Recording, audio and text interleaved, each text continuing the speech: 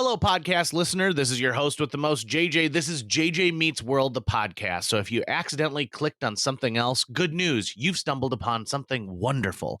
In this episode of JJ Meets World, well, we cover a lot of ground. We're going to talk about Scottish poets. We're going to talk about the Berenstain Bears. We're even going to talk about our own ancestry. Sit back, relax, and enjoy this episode of JJ Meets World.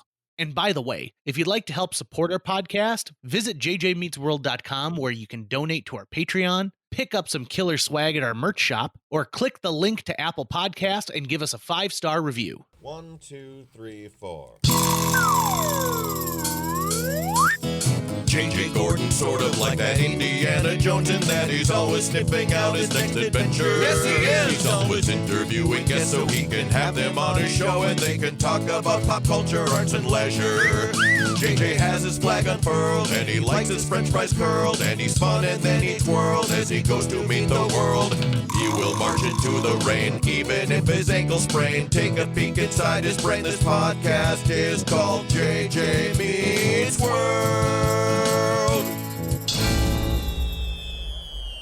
Tucker, do you know the significance of January 25th to people who have Scottish heritage? Oh, I wish I did, because I have Scottish heritage, but I actually don't know that date. What's that date? It is the birthday of Robert Burns, the poet, the Scottish poet, who is one of the most famous people that no one in the modern era has ever heard of. If you're from Scotland, you know what he is, because across the globe, there are, for non-religious statues, Robert Burns ranks third for the most statues in the world, behind Christopher Columbus and then Queen Victoria above that. Oh, wow. He was a poet. He's probably most famous for penning Auld Lang Syne, the song we sing on New Year's Eve.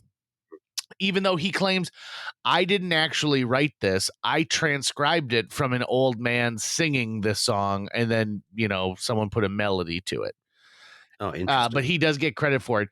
Robert Burns is one of the coolest dudes on the planet. And we used to, the St. Andrews Society of Fargo Moorhead used to do a Robert Burns or a Rabbi Burns Day, and they would celebrate. So you get together and you eat Scottish food like haggis and neeps and tatties, and you would recite Robert Burns poems. And I just want to give you a little bit so that when you talk about Robert Burns going forward, dear listener, you've got some stuff to talk about, okay? So he was only 37 years old when he died in 1796, right? So young dude by our standards, probably old enough in 1796. Yeah, that's exactly my age. Yeah, there you go. And wait until you hear all the things that he accomplished. Oh, I'm going to get so depressed. Yep. He penned his first poem at the age of 15. And he was famous because he wrote poems for Scots in standard English as well as Scottish dialect. Oh, so think of like a poet in North America who writes things that, have like a Southern drawl to them, right? So drops the G's at the end of ing, and, he's writing it twice, really. Oh, wait. So, no, do you mean like in Scottish Gaelic, like the actual language he would write it in that as well? Or just in the English, Scottish spoken English? So it would be more like some have hay and we have nay. So it'd be like the English version of Gaelic, but not the straight English, like using like the Scottish vernacular. It's always in English, but with the Scottish vernacular. Right. Got it. And because I was thinking like, wow, if it's in two different languages entirely, that's incredible, because as far as English poetry, there's so much of a need for rhyme that I was like, how the hell do you pull that off? So he's ultra famous for his first collection of poems, which is chiefly in the Scottish dialect. It's called the Kilmarnock, I think is what it's called. But it was such a massive hit because people in England could read it as well as people in Scotland, right? They could enjoy both sides of this thing.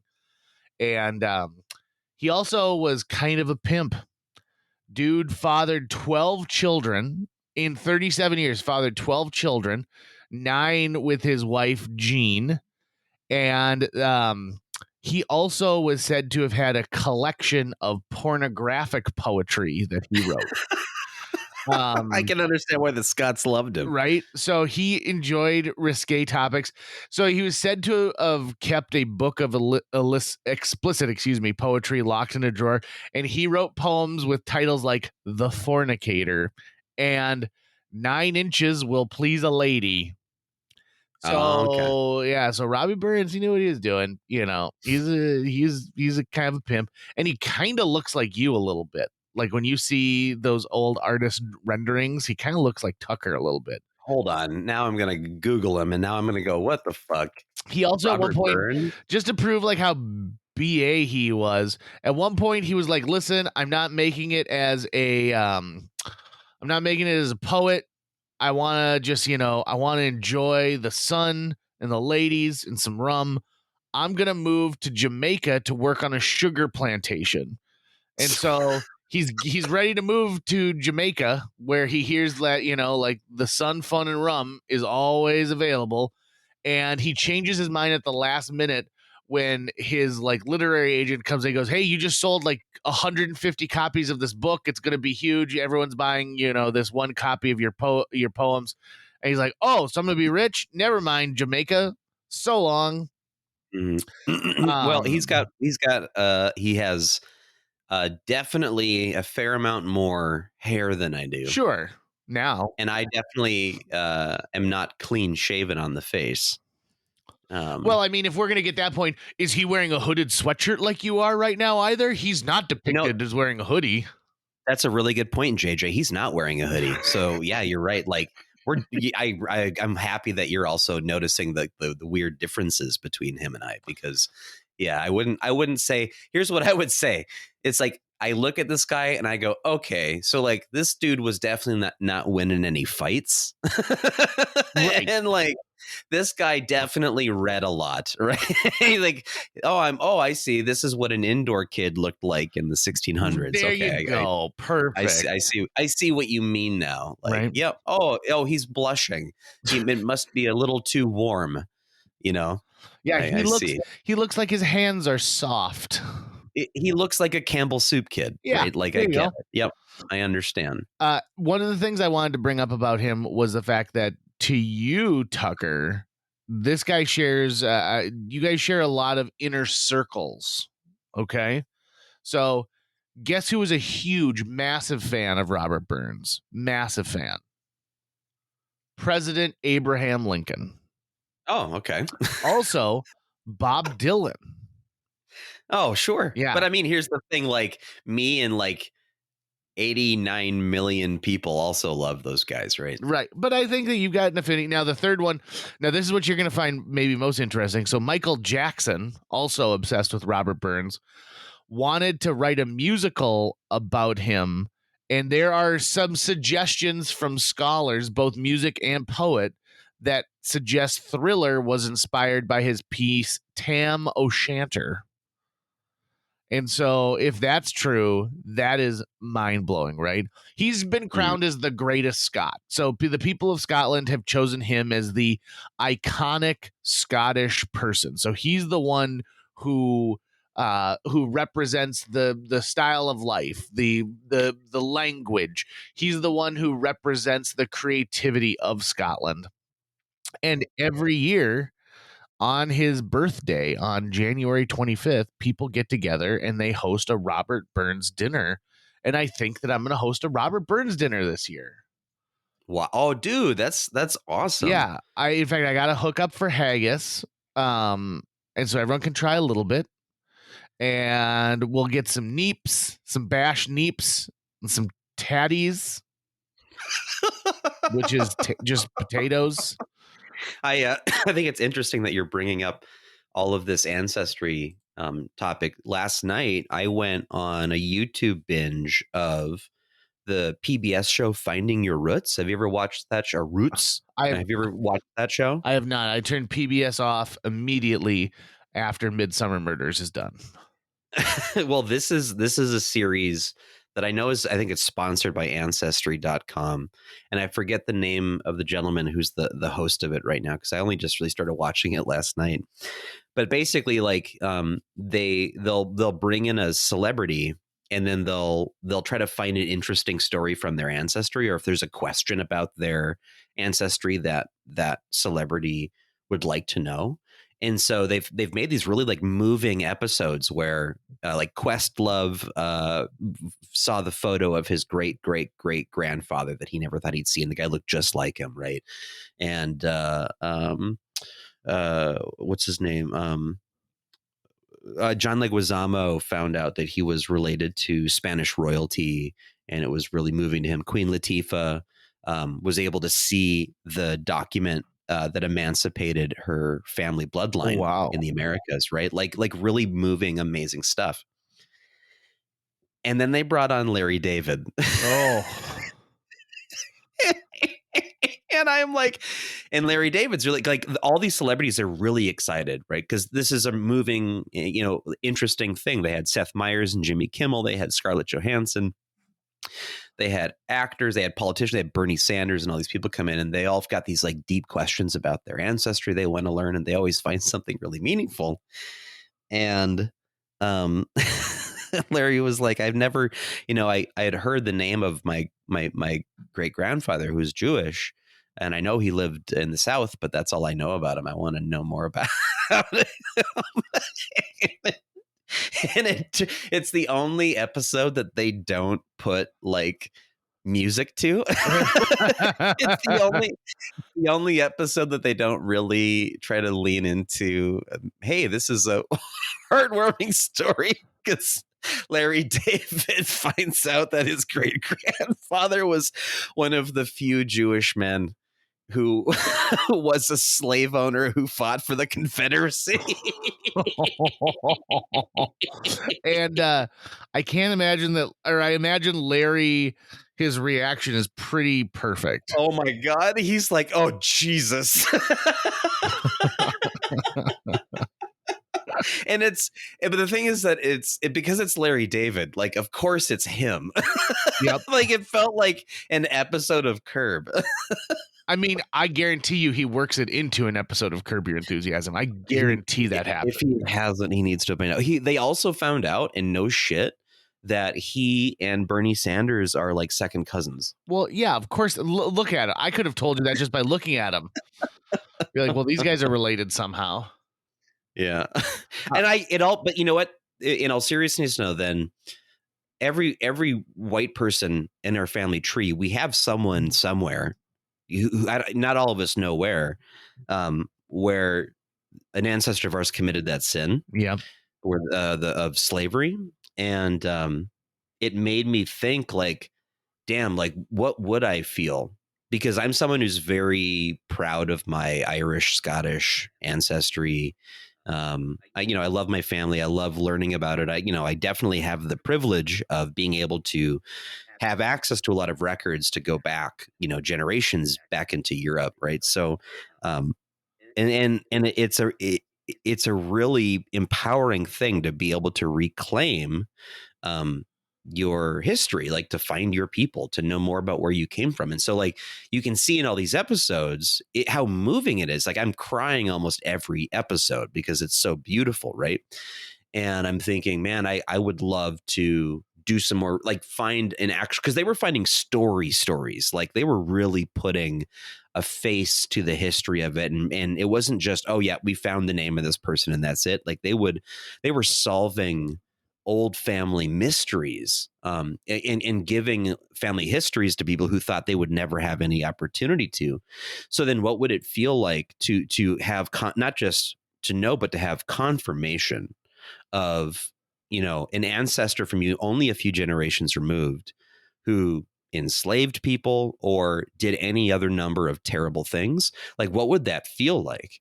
I think I would just kind of like go home and go, I don't know what to do with myself because I feel so guilty, even though I know I wasn't that person, but you're descended from them, right? You benefited from something that they did. So like, I don't know how I would feel. How do you think you would feel? I'm lucky enough that I can actually trace my ancestors all the way back through Scotland on both sides of my family, and we were rather boring. A lot of tailors and just laborers and stuff like that.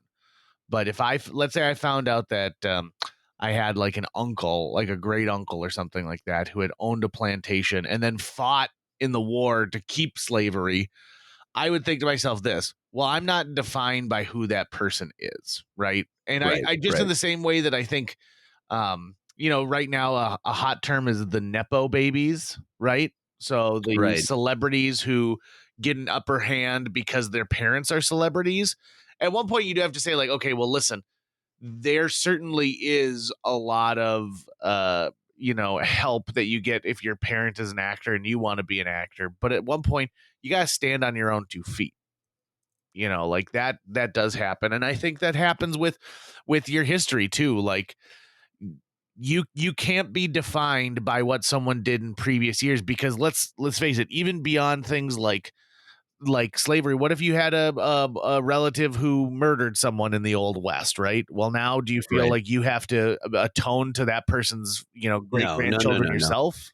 No, no, I think your point is well met, and I don't mean necessarily to say that, oh, you are that person. It's more like it's just the counter feeling. It's like the Well, let me put it this when way: you when I've got family members now that I'm embarrassed about. yeah, Like, yeah. that's the thing, is like I've got people who I know and love who I am like, oh my god, this person and I do not see eye to eye, and you are on the wrong side of history. And Right. even today, I have to recollect with the fact that you don't choose your own family, and it is a lesson for me in playing the a nice card, and just allowing them to do to say something radical over over a turkey at Thanksgiving, and just think to myself, well, gosh, I certainly am glad I only see you once a year. Right. No, no, no, no. I understand everything you're saying, and I agree with you. I think what I'm trying to inarticulately get to is what must it feel like to go into the process of learning about your ancestry, looking for um, that feeling of empowerment and connectedness, and then being deflated and going, oh, Oh, sure. shit. That's what I'm really, I think that's what I'm trying to get to. And I mean, I've already gone through that on some level because I was, when Mama Luke was around, I mean, she had our whole family history on certain bloodlines side. And so I was able to ask her questions all the time. And so, I mean, I had family members who fought on both sides of the Civil War in the South, like brothers, literally on divided by ideology in Kentucky, fighting on either side of the war. There was this whole story. I know I've got it recorded somewhere, but I can't remember the names right now. And so, in the middle of the Civil War, I mean, it was hard to keep track of people. So sometimes, like if you were quartered somewhere near the home of someone you knew, you could get away for a couple nights and just stay at their house, right? Instead of like staying in the fields with the people. And so oftentimes, if you happen to be near a relative's home, the soldiers would go and quarter with their relatives. And this was on both sides of the war. And um, I had a great grandmother or great aunt or something like that, whose brothers were both on either side of the war and hated each other and had vowed to kill each other if they ever saw each other. Basically, both her brothers came to quarter at the house in roughly the same time. And one of them knew the other was there, but he was so injured that he didn't want to like fight him. And so it's like the story of the sister like hiding her brothers from each other during the Civil War in this like cabin with a cellar. And it's this crazy, crazy story. So like that kind of stuff was going on. Um, I haven't found any connections to like specifically a plantation or the ownership of people. But it's like it's still important to know that that's in my history too. But as someone who's been really interested in my family ancestry, I guess I have felt kind of the the spectrum of emotions where I would find things out and I was like, oh, I'm really proud of this. Right. And then I'd find other things that like, oh, I'm definitely not proud of this. But it's important that I know both things. Right. It's important that I know as much as possible to know where I come from. And you're right. I am not defined by them. But I think it's really important to be able to feel like we can call on the strength of our ancestors. But I think when we do that, we also need to then um, you call on their weaknesses almost at the same time, and you have to like deal with those too. Well, Like you can't just lionize them, right? You have to see them for the humans they are, which is why I think it's so interesting to look at history like this and have faces and names put to people whose surname that you share or whose genetic bloodline you have, because then you go, whoa, that was a whole other lifetime ago. These are people I don't even know, but if they didn't exist, I wouldn't be here. and that is, I mean, Tucker, you hit the nail on the head for the point, which is you take the good with the bad, right? So there are circumstances where if you're going to be incredibly proud of your history, you can't ignore another one. Now, you don't have to be Right. proud of everything, but you have to, you have to acknowledge the fact that, like, okay, there are all these things. And let's face it, you're not going to shake any family tree without a couple of nuts falling out. That's just the way it is. Right. No, for certain. I think what I'd really like to do though is because like the family tree stuff that I've seen, it's actually not tracing either the McDonald or the Lucas line. It started with my grandmother's line and went back through that way. So I've got some family tree work that's been done by like a great aunt. That's fantastic to build off of, but I would love to go and do the research and just trace the surname line of, I want to know, I think it'd be really interesting to know the specific people whose surname legacy like I've carried on, right? It's just interesting. It does make me feel connected to them in some way. I love looking at the family tree that my great aunt built out for us because she was able to go back to like almost Saxony, like on some places, Wow. right? Like in most Europeans can on some level. You can, if you trace, we'll all have a tree that goes back there at some point. You just got to go find it. So she found ours.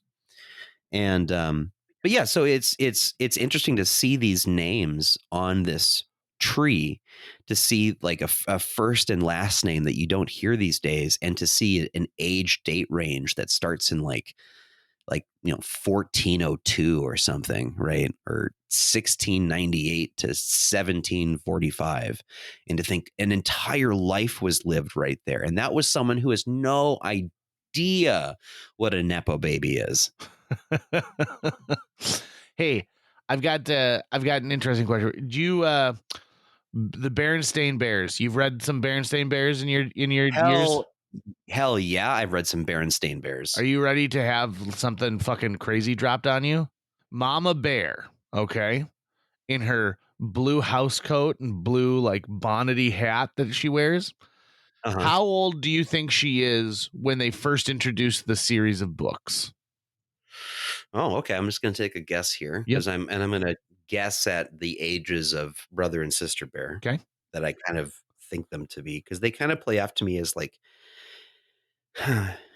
either 8 and 6 or 10 and 8. I'm going to go with 8 and 6. And let's say, I mean, maybe it's a more traditional household, but they did wait a little bit because Papa Bear was working on his, right, on whatever he did in his overalls. Yeah. Okay, I'm going to put Mama and Papa Bear roughly around the ages of 32 to 36. Okay. When the series is published, first starts getting published. No. The answer is she's 27 years old and Brother Bear is 10, meaning that she had Brother Bear when she was 17 years old. And Papa Bear was 19, so he's 29 now. And when you look at what Jan and Stan Berenstain envisioned as what a 27 and 29-year-old look like, you wonder, like, no wonder everyone called you the Berenstain Bears. Nobody knew what they were doing at that point. This fact was brought to my attention by my radio partner, and she said, do you know how old Mama Bear is? And I guess the same thing. I'm like, I don't know, 35, 36, Yeah, that's what I right? thought. You know, somewhere around there. And she's like, no, she's I'm like, I 27. basically Mama Bear looks as dumpy as I do right now. Right. Like, that's what There I is thought. clearly a case to be made here for the fact that she had a baby while she was still in bear high school. Now, we don't understand everything about the bear world and bear culture, but we have to assume that, judging from the fact that like 10-year-old brother bear does stuff that a 10-year-old child does and is in the same grade that a 10-year-old child would be in, that Oh my God. Mama Bear was also, it just Yeah. is bizarre to me. And so Eh, I found that fact out. If you ever get a chance, you really need to read the criticism section on their Wikipedia page. Oh, yeah. Oh my God. Just this first line is great. Critics of the series have called it, quote, syrupy, unsatisfying, infuriatingly formulaic, hokey, abominable, and little more than stern lectures dressed up as children's stories. But I mean, as a kid, I loved it. I guess, as a kid, I wasn't, I'd have to go and look at it now with my cynical 37-year-old eyes. And then it says in 1989 editorial titled Drown the Berenstain Bears, the Oh. Washington Post columnist Charles Krauthammer lamented the popularity of the books, writing that, quote, it is not just the smugness and complacency of the stories that is so irritating, but the bears themselves, particularly the post-feminist Papa Bear, the Alan Alda of Grizzlies, a wimp so passive and fumbling he makes Dagwood Bumstead look like Batman. Those are some okay, serious those are serious, shade. but that's also some great writing right there. That's a great line to say that he makes Dagwood Bumstead look like Batman. I'll be honest. I don't think that there's anything wrong with the Berenstain Bears. Like, I agree. I mean, I've gone back and reread some of these, like when I'm with a younger person and they need a story for the night. I'm like, oh, I'll just pick a Berenstain Bears book. And yeah, each one is some kind of a lesson, Berenstain Bears and the trouble with money, Berenstain Bears and the trouble with lying. The Berenstain Bears go to, grandma and grandpa's house. And they're just independent little stories. It's to the point of where, like, if we really want to heal this nation of ours, we need to come up with some Berenstain Bears books that are for adults to help us, like Berenstain Bears and the trouble with Republicans. Berenstain Bears start a 401k. There are a lot of lessons we could learn in 10 pages. So one thing that's really interesting to me about the Berenstain Bears, the family, Stan and Jan Berenstain, is so one of my favorite books growing up was actually The Day of the Dinosaur, which was by Stan and Jan Berenstain, but it was illustrated by their son, Michael. And I have a copy of the book right now, too. But I was obsessed. Dinosaurs was basically the first thing I was obsessed with as a kid. And the illustrations are gorgeous. But one thing that's interesting to me about it is that I'm interested in families of artists who have similar illustrating styles, so you can actually see the influence of the family they come from. Oh, sure. So like the illustrations in like previous Berenstain Bear books, I guess, did they just write, or who illustrated them? He wrote them and she illustrated them. So Jan's illustration style and Mike's illustration style are very, very similar. And you see this in comic book art too, with like John Buscema and Sal Buscema, or the Romita family, where people who come from the same family, it's usually children taking after their parents. And so you can see, I can see that you grew up watching. I can tell by looking at his illustration style that Mike grew up watching his mom draw. And I just think it's fascinating. I'm a big fan of when you see kind of like a modern day dynasty with people who do stuff, like um the folks who continue on a legacy that their parents started by continuing, to write more Berenstain Bears books, or they're able to continue a line of like mystery novels that their great grandmother started writing in the 1800s. There's something about that I really think is neat and special. There's nothing I can carry on from my parents. We're very different people, but maybe at some point someone will be like, "Oh, you remind me of your dad because of this." Be like, "That's great, but here, let me sell you some insurance." Because you just got to, if you're selling insurance, you just got to find a way in, which reminds me, Tucker, that our JJ Meets World episode today is brought to you by Brockmeyer Insurance. Brockmeyer Insurance wants to insure you for those things that you don't realize are coming. For example, the ring replacement policy. Did you accidentally propose to someone in a drunken bender? The Brockmeyer Insurance ring replacement policy will actually send a suited up gentleman to go and pick up that ring from wherever it is. Don't worry, your mistakes don't have to be your future with Brockmeyer Insurance. I am just a massive fan of certain children's book series, Goosebumps, the Berenstain Bears. I never got into like Nancy Drew or the what are those boys, the Hardy The Boys. Hardy Boys. I just bought like 10 Goosebumps books from a thrift store. Really? You can get them for such a good deal. And yeah, I love Goosebumps. I was huge into those. I was huge into Encyclopedia Brown. That was my kids series of choice. And if someone gave you $50 million, you could make a great Encyclopedia Brown movie, I bet, right? Oh my God. Yeah. Are you kidding me? Fuck. I wouldn't need that much. Probably under $1 million. The Mega Millions jackpot was at like 1.35 billion, which would give you $750 million. And Jill was like, "Well, let's say we were to win, what would you do?" And I said, "Easy. I would make 2 back-to-back Jetsons live action movies." And she goes, "It would take you 750 million to do that?" And I'm like, "No, but I'm willing to lose 500 million to make them." When you hear the budget for a movie, that's not the amount of money it needs to make to break even.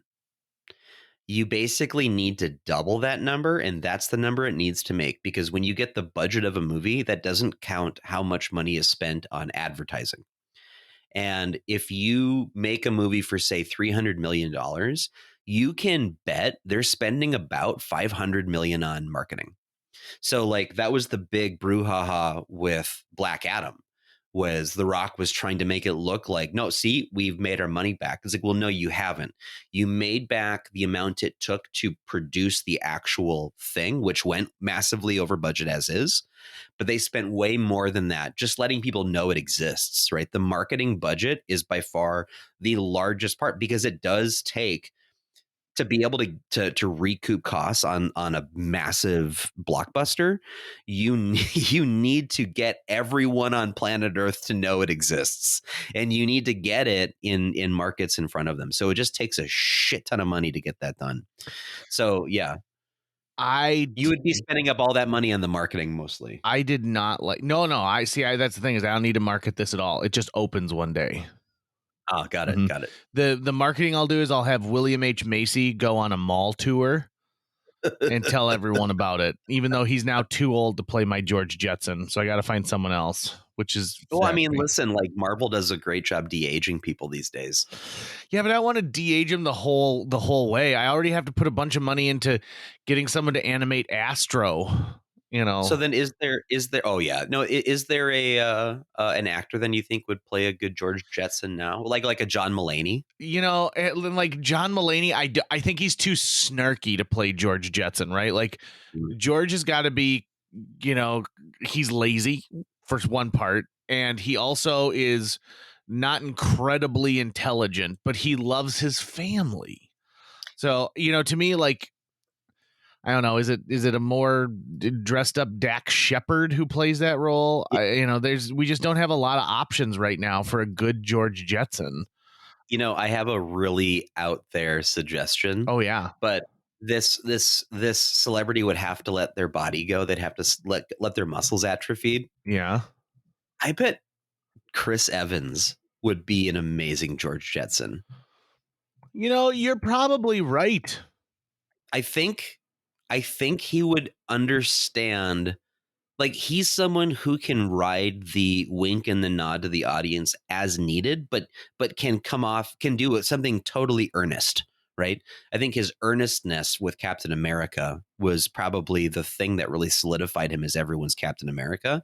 And I bet he could really find the correct way to play the humor of George Jetson, but he would have to let all of his muscles atrophy, right? Like, he would have to, they'd have to make him look like Steve Rogers before the super soldier serum. Sure. The whole thing. And the dude knows comedy. He got to start in romantic comedies and straight up just ridiculous comedies. So he'd be good. Okay. I have a notebook on my phone of ideas and okay. I did at one point have an idea, and this might be brilliant. And you tell me now, Bill Hader. Oh, sure. Right? He could play George. Of course. Oh, yeah, of course. Right? Yeah. I think I was watching Barry one day, and I was like, that could be my George Jetson. So, okay, then do you have other cast members in mind? It used to be Diane Lane would play Jane, and she would have been perfect in that. And I haven't, and I don't pay attention to teeny bopper stuff enough to know who would be my Judy. I do know that. So I got to interview years ago Tiffany. So right, I think we're alone now. Cover artist Tiffany. And in the interview, I just wanted to talk a lot about her playing the voice of Judy Jetson in the Jetsons movie. And she goes, no one really ever asked me about this. And I'm like, okay, my next line of questioning is about when you posed for Playboy. And she goes, I have never been asked about Judy Jetson and Playboy in the same interview. And I was like, glad to be the first. Fargo, North Dakota represent. Tucker, I also want to throw something out right now that I think is incredibly important that people need to know about just, who I am as a human being. I will never, and when I say never, I really mean in the strictest definition of the word never, I will never throw away my giant box of cords. Okay. And I feel like I recently cleaned out the area underneath my house, the crawl space, and I ended up bruising my butt really bad while doing it. Right. But we have a whole episode talking about it. Right. I found a big box of cords and I pulled it out of the crawl space because I thought, I'm going to go through this and I can probably throw away all of them. Couldn't do it. Couldn't bring myself to throw away the cords that were inside of it. Just couldn't.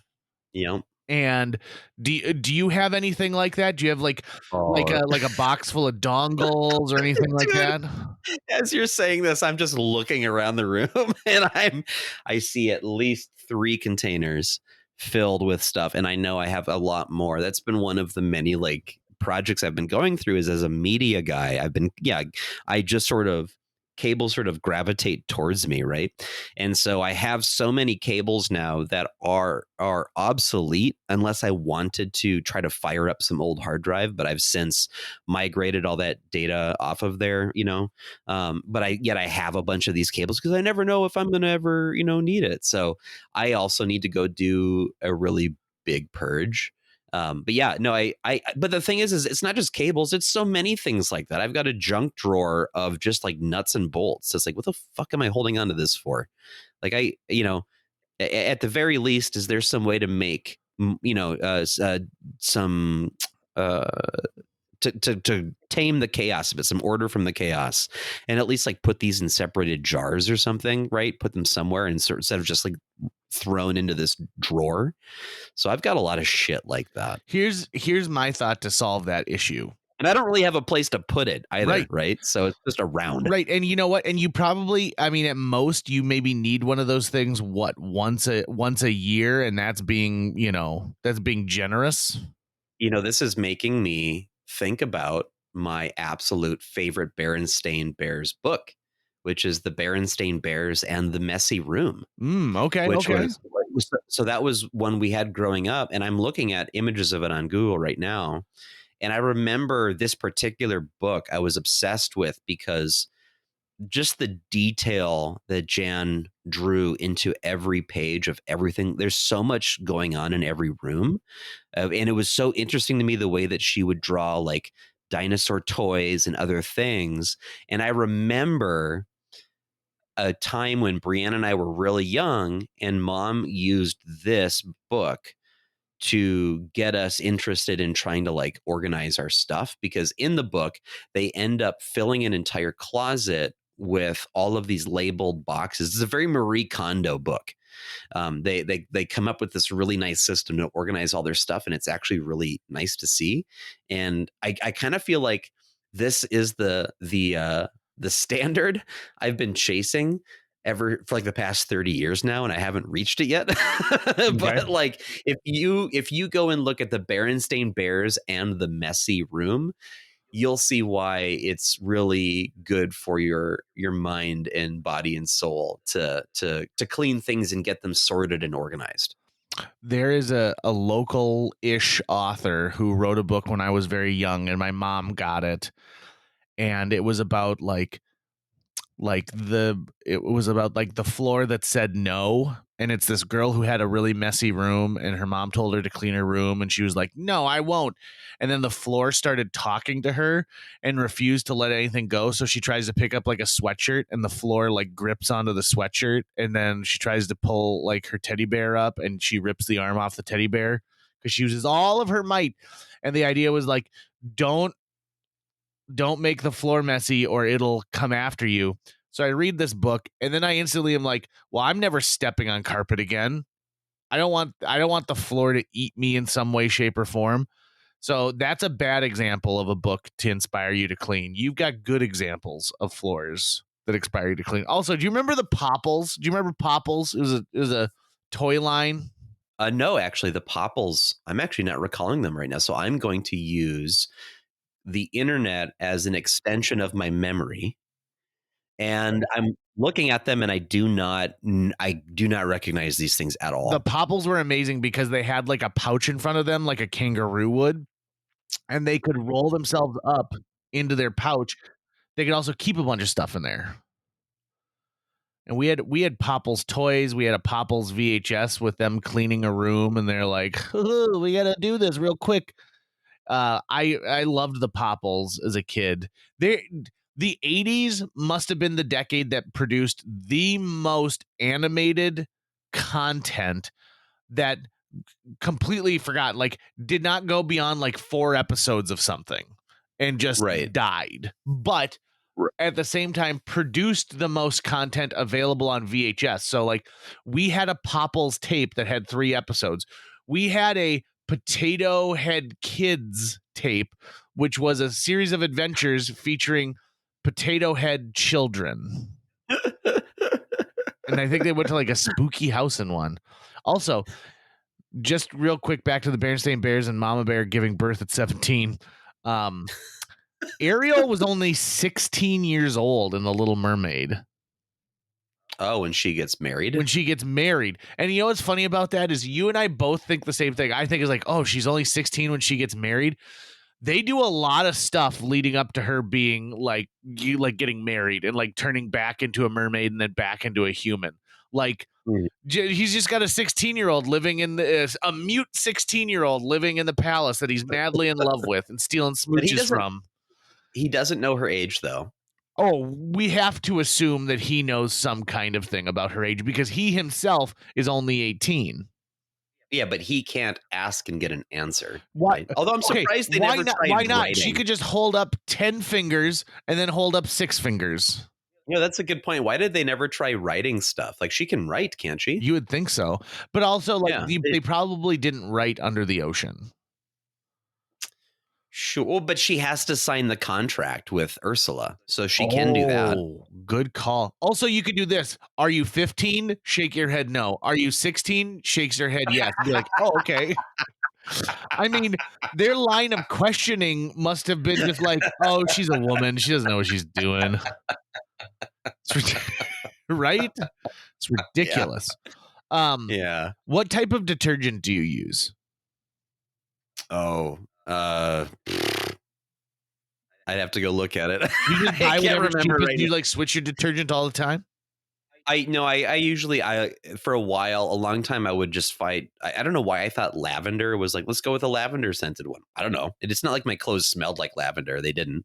And then about a year ago, I just went for whatever's cheapest and unscented, basically. So like whatever is just, yep, it's soap, put it in. But you have the kind of machine where you can like load your machine up with soap, right? And it would just dispense on its own. No, that's the one I want to buy.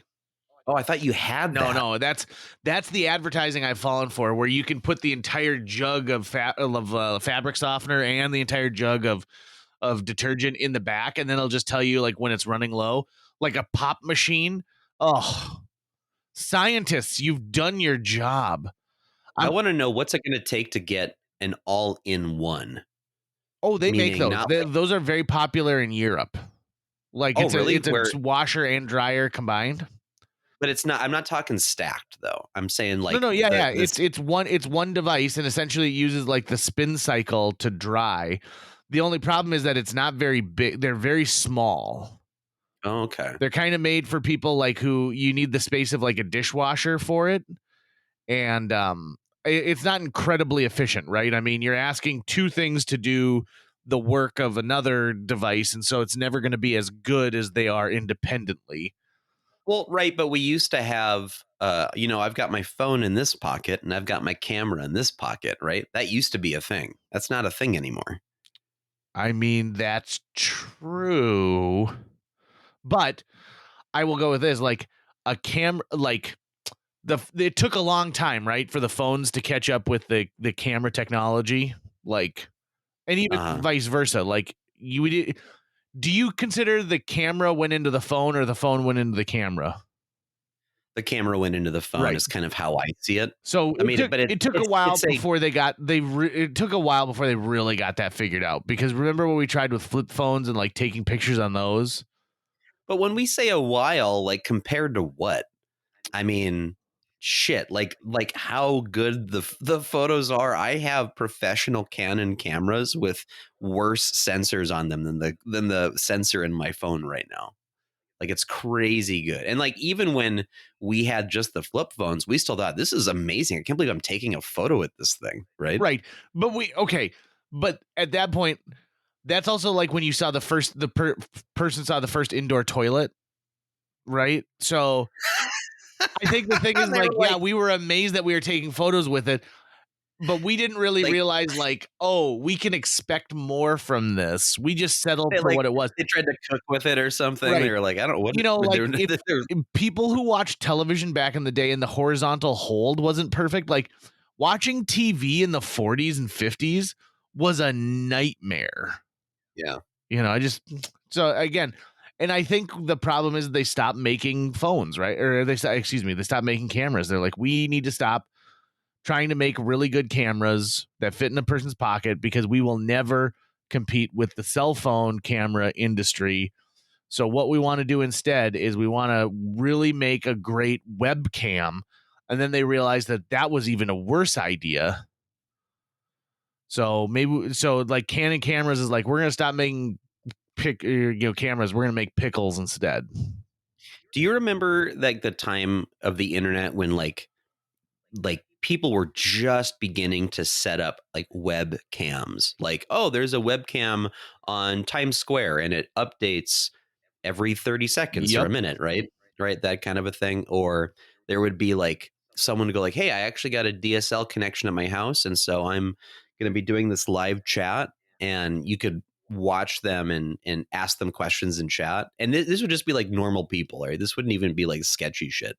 And the frame rate would be like 10 frames a second, and you'd be going, oh my God, this is so crazy that I'm watching this. Like that was going on when I was 16.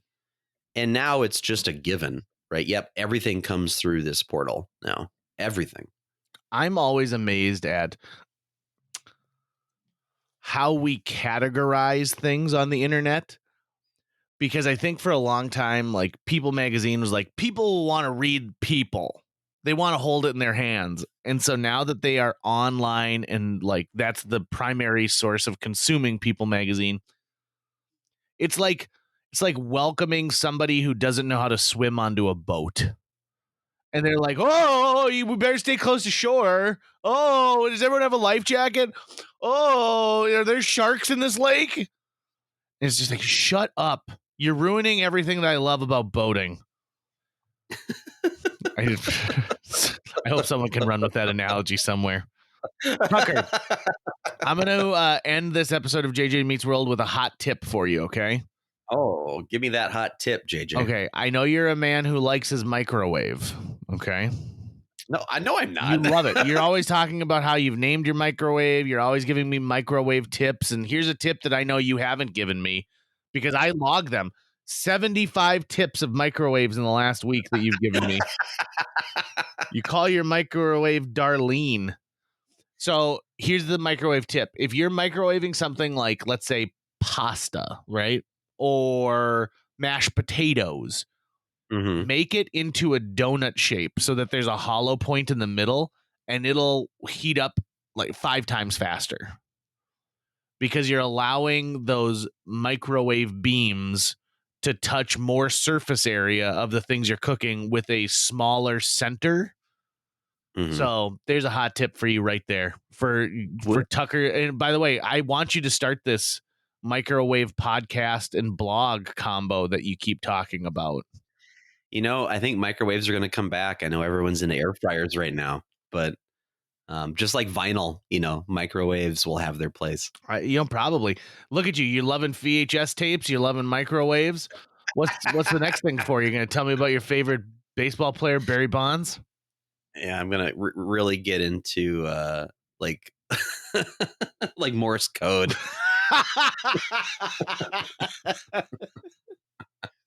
God, JJ, I've got this new technology I'm playing with. You heard it? It's called Fire. That's going to wrap it up for today's show. If you enjoyed this episode and would like to help us continue to produce new episodes each week, visit jjmeetsworld.com, where you can donate to our Patreon, pick up some swag at the merch shop, or follow our link to Apple Podcasts and leave us a 5-star review. You can also follow us on social media. We're on Facebook, Instagram, Twitter, YouTube, all the sites the cool kids are using these days. JJ Meets World is produced every week by Tucker Lucas. You can find out more about Tucker's work by visiting moonbasemaria.com. If you want to get in touch with your host with the most, check out linebenders.com, where you can find direct contact info for JJ or booking information. If C is for cookie, what's D for?